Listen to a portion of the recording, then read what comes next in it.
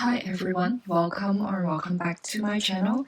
Today I have a very special guest here with me and I'm so happy to share this with you and I'm very excited. It's been a bag that I have waited for almost 9 years, almost a decade. I've waited for this bag and I recently was able to snatch this out from pre-love website, Fashion File. Obviously, this is not sponsored. I paid with my own money and I found this bag. So the story with me and this bag is pretty interesting. So I had been eyeing this bag since its first release in 2016. I remember vividly. So this is the Gucci Sylvie bag. If you are not familiar with it, this was the it bag across the entire globe. When Gucci Alexandra McKelly released this bag, I thought it was a genius bag. It's so pretty that I was taken away instantly. But I had that was at the time when I first just started working.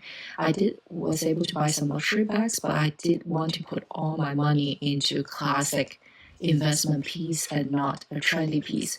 And I knew this was going to be a trendy piece because Gucci doesn't really keep its value. So I held on. I held back my urges to purchase it. And I remember going into the Gucci store so many times, trying on this bag in store, thinking about it. And I remember the price at the time was about $2,000 plus, so about $2,200 or $2,400. And it was a pretty hefty money at the time, but I think I could afford it, but it would be still a big sum of money to go for a big bag, for a luxury bag. And I was hesitating. I finally could not pull the trigger on something that I knew is gonna go down in value. So, but I still could not forget about this bag, and it's been in my mind for a long time. So year after year, I still check it up every year to see, is it still there? Is it still in production? So I think it reaches its peak at 2017-18. And then afterwards, people stopped wearing it, and I think the popularity just died down. So I think that's the backstory. But so I started to want to grab it in a secondhand pre-love website because I knew the price is going to be really good. And I see the price drop to like 1,500 and then 1,000, and now the price has dropped down to below $1,000, and I think that's pretty insane. It's such a good deal.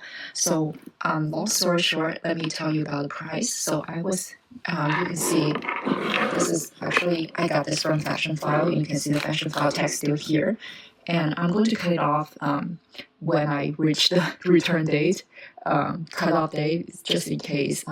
So I haven't worn this bag yet, just in case I found anything I don't like, but I've been pretty liking this bag so far, so I don't think I'm going to change my mind.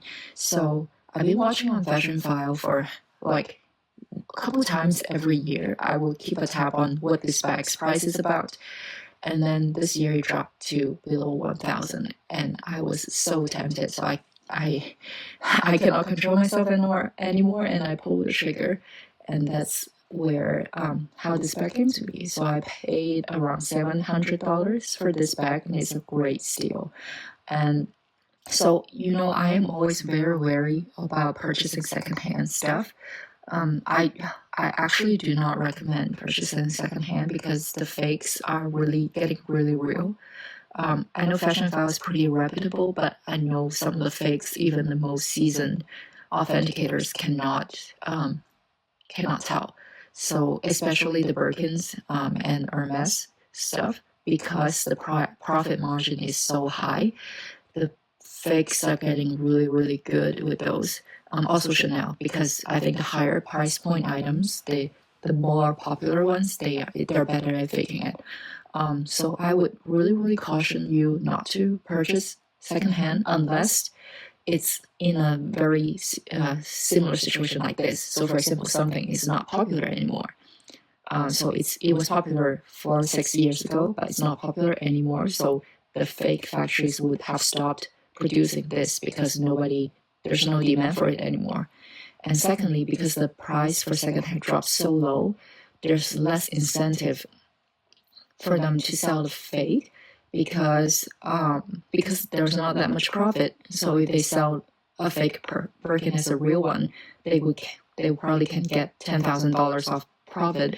But for a fake that's like under $1,000, to fake it as good as the real one, there's actually I would say there's less profit margin for them, so less incentive for them to do it on an outdated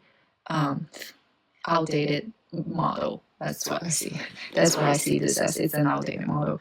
So, and I also personally have tried on this bag multiple times in the store. So that's why I am able to tell just with the ribbon and the hardware and the weight of the bag and the smell, I can tell immediately if it's fake or real. So with those circumstances, I was confident enough to pull this trigger, and since I received this bag, I can smell the leather inside, and it smells like the real thing. So I'm pretty confident, like the shine of the fabric and the coloring on the ribbon is really hard to replicate. The exact color shapes, so I knew this is the real deal. So yeah, I'm really happy with this bag. So this is the Sylvie small size shoulder bag. So you can see it has 2 straps. So let's get into the bag details. So you can see we have a very chunky gold chain here. This is my favorite thing of this bag. This is really I think retro vintage vibe. And the gold is actually pretty good condition. You can see my fingerprint on it, but you can see some scratches and tarnish. But I don't see the gold fading away, which is pretty good considering this might be a bag coming from 6 to 9 years ago. And you can see the hardware on this is very heavy on the ribbon. You can see some wear on it, but the gold is still pretty shiny. And the ribbon. So this ribbon is my favorite part of this bag. I think it's the best design detail for this bag, and that's why it was drawn to me. I love the ribbon. I love the bow. It's very girly, and so it's just a trapezoid shaped flat bag. And you see the leather is in really good condition. No corner wear. I do see some segment at the bottom. That's probably because they store it standing up, and the bottom just sags over time. And here is the back. You can see the shiny gold. It's very pretty. And yeah, the white is pretty pristine. I do not see any marks. Well, there's a tiny mark here, but I do not see any visible marks. Considering it's a white bag, this is in very good condition. And you can see like the white is a little bit off-white, so it has an aged tone in it, but it's been pretty even off-white color. It has a beige undertone in it, so I think it matches pretty well with the blue and red vintage stripes. And the original version was already off-white. It was not a crisp white. So, and considering how many years it has been, it's pretty good. So the shoulder strap is the one that we always wear. So you can see here, maybe you can see that it curls up. And on the interior, there's some wrinkles on the handle, but I don't really mind that because if I were to use this bag myself, it will be wrinkled as well. And I think they just stored it with the straps folded up, which created the wrinkles. It was shipped to me with the straps folded up already, so that's probably unavoidable. So let me show you the clasp. And you can see you can open the clasp right here, like so, and the clasp pop up like this. And you open this bag. And you open this bag and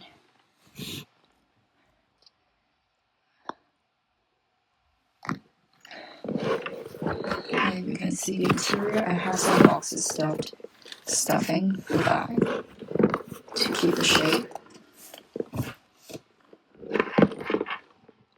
So you can see the interior suede, and I can immediately smell the leather smell from Gucci. It's very distinctive. And the zipper pull, an interior pocket in here. There's a tab here, and it has the coat on the back here. So it's a very structured one big pocket. It's kind of like a regular handbag style. And the flap here is just white on the top. It's very classic, very clean. And this is the first version of Sylvie line the first model of the entire Sylvie handbag that they came out, and I like this the best. All the other variations that I do not like so much, I think because of practicality of the shoulder strap and the ribbon strap, they actually changed out the shoulder strap to be a chain. And there's a version with top handle. I still like this the best. I think this one is the most quintessential retro academic girly bag of the Sylvie line. So all the other versions are slightly less, in my opinion, in terms of the aesthetics design. So right now I'm going to show you what fits in this bag as a reference.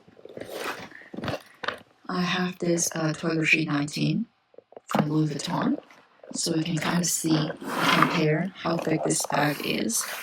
So probably about 25 centimeters.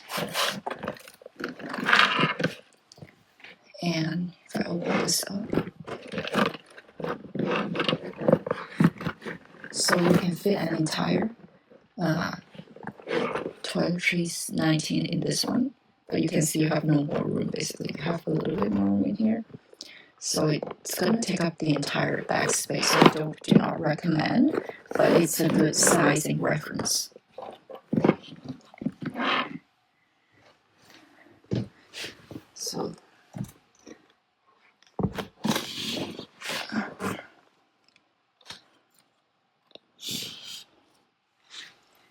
So usually, let me try a full-size wallet. And so put it here. So it does fit a full-size wallet. And I can also put a card holder in. My AirPods. My phone does fit in it. Let me get a phone case to show you.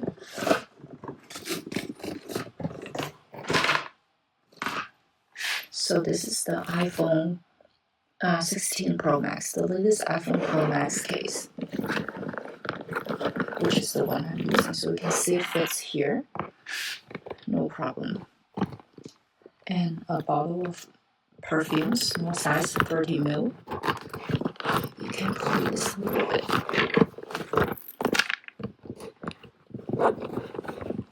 So it's getting a little bit tough, like so. So I think it's pretty much full. It's a very structured bag with a trapezoidal shape, so you don't want to stretch it too much, so it's already getting bulky. It's difficult to close now. Maybe I need to take something out. Let me take out the AirPods. This is a very bulky AirPod case, but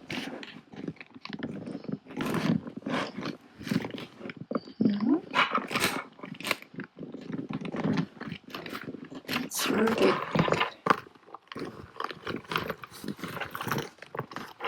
So you can see it's not the bag's most. It's not the bag that fits the most because of the structure shape on the sides and in here. It doesn't fit the most of the stuff, so you gotta be really. You need to be very mindful when you put things in. And let me take out the big wallet.